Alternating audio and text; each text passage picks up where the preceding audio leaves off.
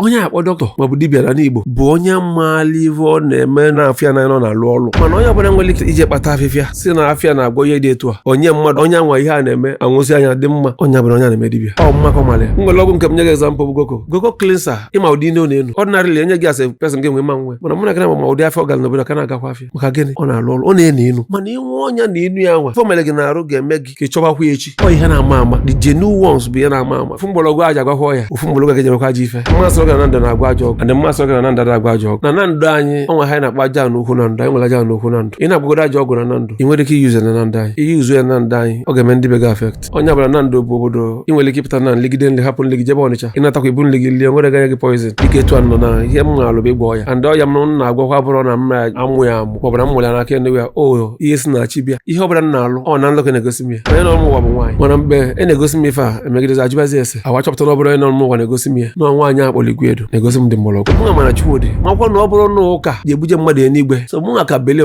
ntonu ụka na ndụ too much ndị ụka mara nka na-eme onye win ọchịchị tata acha iso na ibulu baịbụl binye otu dị aka mụchachale onwe ya mụchacha onwe iyi na ọ ga-anwụ echi omedi wọs ma nkwa n'ụka na ndọcha isi ahịa sarị ha fụ mmadụ onye na-eme biznes ị hapụ ya biznes isi na ịbụ wọka na chọọchị every nọ na chọọchị hapụ biznes gị ịchọ ka manas n'elu daga ebe esi wada you are doing nothing ịpụta ịdị ya na chọọchị ịdị ya na ụka ka blessings n'igwe da mana December akwụkwọ nsọ ahụ anyị na-ibelive na ya gwara gị na Chineke ga-egozi gị site n'ọrụ aka gị.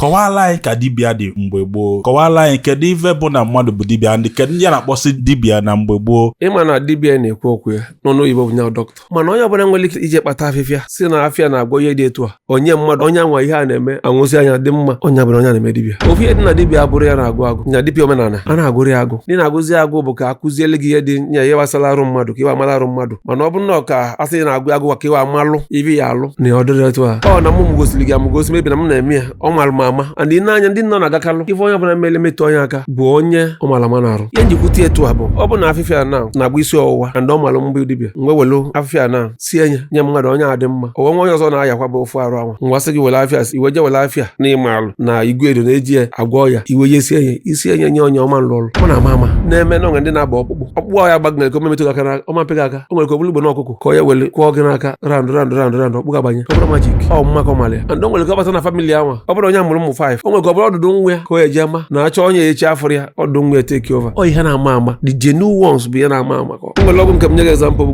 goko cleanser ịma ụdị ine ọ na-enu ordinarily enye gị asị person ga-enwe ma nwe mana mụ na gị ma ụdị afọ ọgala n'obodo ka na-agakwa afịa maka gịnị ọ na-alụ ọrụ ọ na-enu inu mana inwe ọnya na inu ya nwa fọ mere gị na-arụ ga-eme gị ka ị chọbakwa echi ma ọ ka ịkpọ mmadụ si ya gote ọgwụ anwụọ o nwere ihe ọ na-eme ọ ihe mara mmadụ ama ndị